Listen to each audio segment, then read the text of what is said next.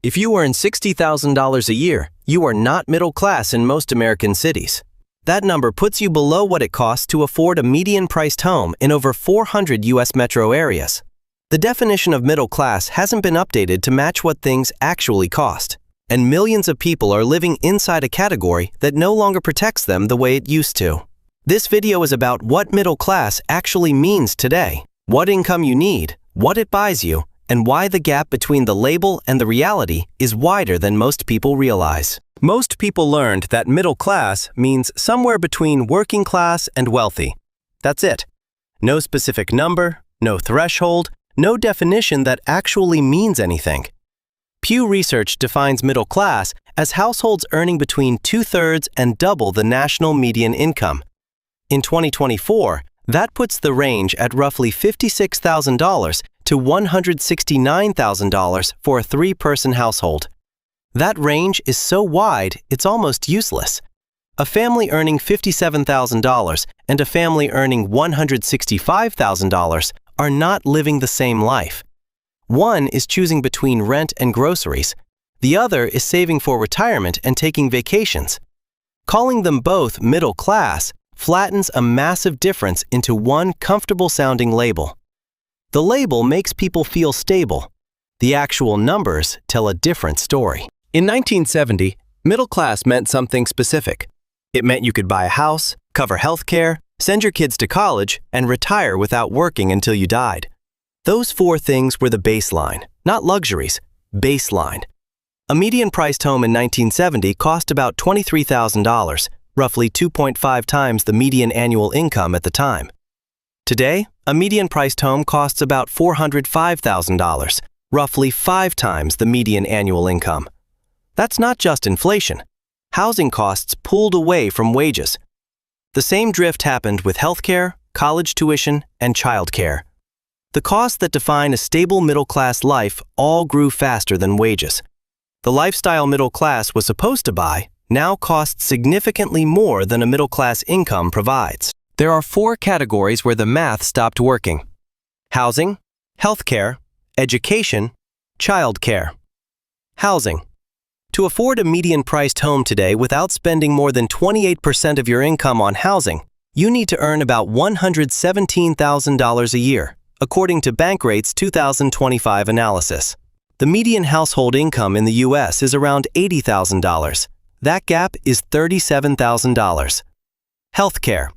According to KFF's 2024 Employer Health Benefits Survey, the average employer-sponsored family health plan costs $25,572 per year. Employers cover most of that, but employees still pay roughly $6,296 out of pocket in premiums alone, before any actual medical expenses. College. Average in-state tuition at a 4-year public university is now $11,610 per year, according to College Board's 2024 data. Add room and board, and the total comes to about $24,920 per year. A 4-year degree from a public university costs close to $100,000 before financial aid. Childcare. The average cost of childcare for one child in the U.S. is over $13,000 per year. In major cities, it runs $20,000 to $30,000. That's a second rent payment for one child. Add those 4 categories together, and you are looking at costs that can easily consume $50,000 to $70,000 of after-tax income per year, before food, transportation, or anything else. A household earning $90,000 before taxes takes home roughly $68,000 after federal and state taxes. That math doesn't work. There's a specific financial position that has no good name. You earn too much to qualify for government assistance. You earn too little to absorb the real cost of a stable life. This is where most people who call themselves middle class actually live. You don't qualify for Medicaid. You don't qualify for housing subsidies. You don't qualify for most need-based aid programs. But your income also doesn't cover a mortgage at current rates, full childcare costs, and retirement contributions at the same time. You are caught between 2 systems, one that assumes you don't need help, and one that assumes you can afford everything. Neither assumption is correct. Since 2017, average earnings have grown about 43%. Over the same period, home prices rose over 80%, and rents rose more than 50%. The costs that define a stable life grew nearly twice as fast as income. That's not a personal finance failure. That's a structural gap between what the category promises and what it delivers. The label matters because it changes behavior. People who believe they are financially stable are less likely to scrutinize their situation. If you think you're in a safe position, you don't look as hard at whether the position is actually safe. Middle class in American culture carries a specific psychological signal. It means you made it past the hard part. It means you are not at risk. That signal is now decoupled from the financial reality.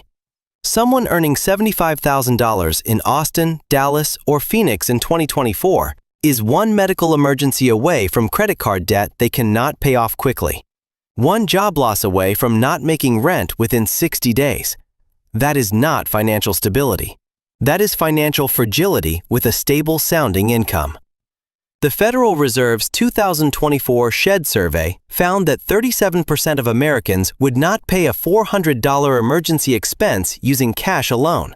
They would borrow, use a credit card, or sell something to cover it. That includes millions of people who describe themselves as middle class. The label is giving people a false sense of their actual position. This is not about panic. It's about calibration. If you want to actually live what middle class was supposed to mean, house, healthcare, retirement, and modest stability, the income target has shifted. MIT's Living Wage Calculator estimates that a family of 4 needs roughly $130,000 to $150,000 per year in a mid-cost U.S. city to cover basic necessities without financial stress. Not luxury, necessities. In high-cost cities like New York, San Francisco, or Boston, that number exceeds $200,000. The top of Pew's middle-class definition is $169,000. That means the upper edge of middle class is close to what you actually need just to live stably in an average American city. The middle of the range, around $90,000 to $110,000, no longer buys what it used to.